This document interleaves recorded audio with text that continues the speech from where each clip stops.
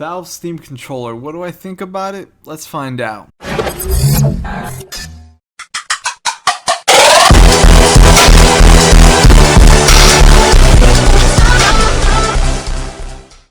So yesterday I got to test out Valve's new Steam controller.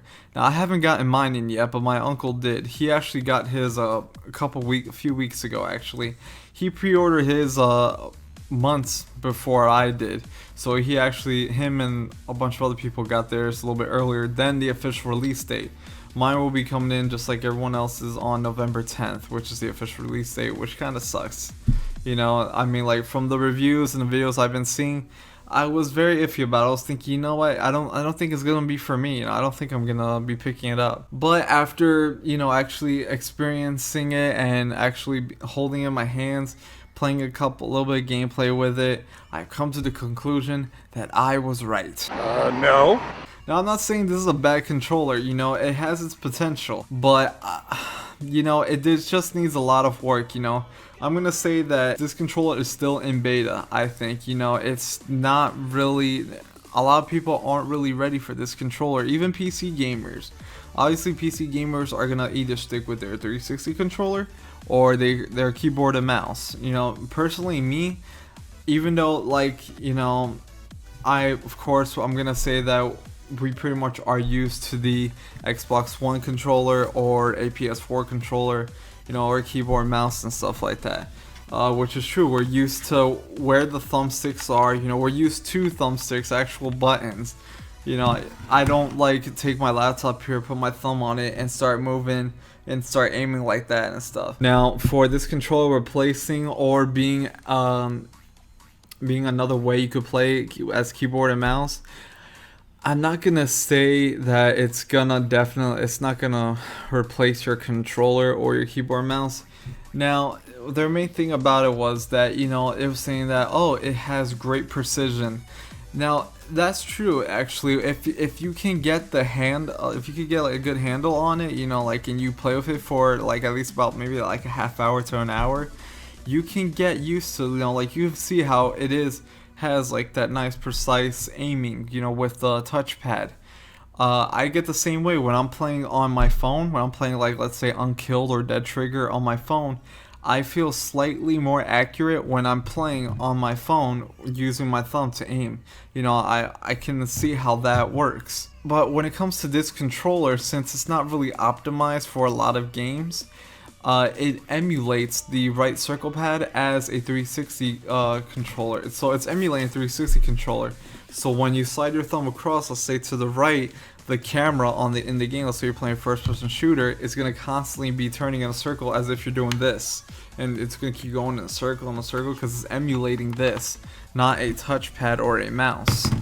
But there are settings in the controller that once you press the Steam controller home button, it takes to the an option where it says Steam controller configuration.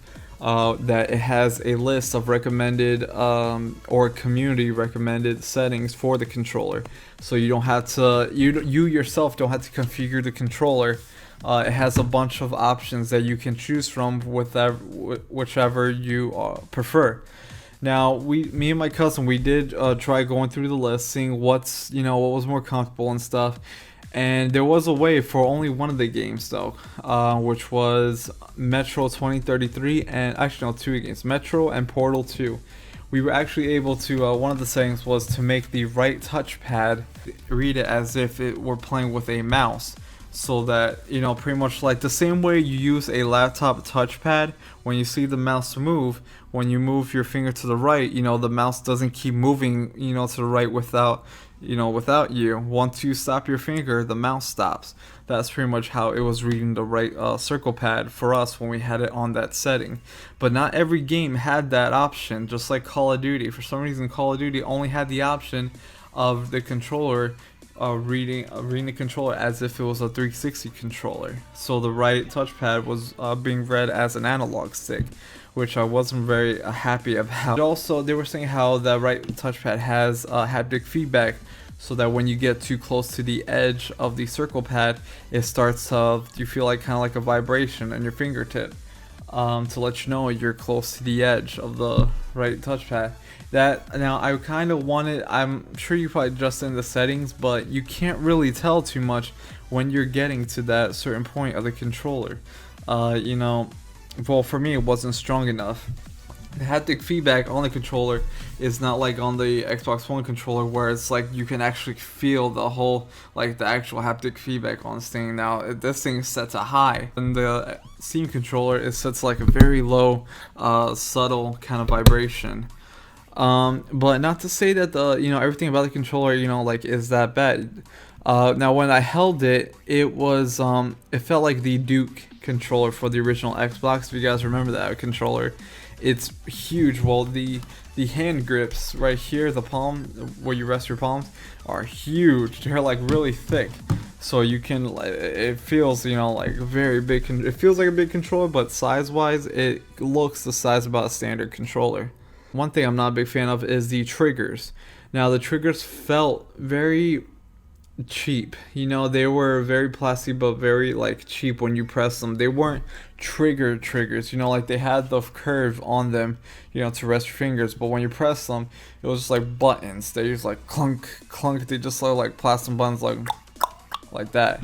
Now compared to actual like triggers like on the 360 controller or an Xbox One controller, you actually have the triggers where you can like you know, like actually push down on them, or whether you're trying to be sensitive with the triggers. Now it does have 2 extra buttons in the back that you can configure to whatever button you want. Like you can make one jump, one reload, which I thought that was a great idea. That was definitely very like a thumbs up right there on that part. Now one thing is, I'm not a big fan of where the analog stick is and where the button placements are on the controller.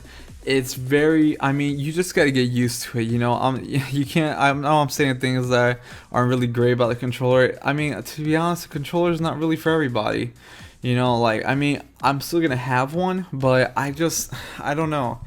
Hopefully, you know, I can get used to it. I want to try to get used to it, you know. It's just where the buttons are, it's not a comfortable controller, to be honest.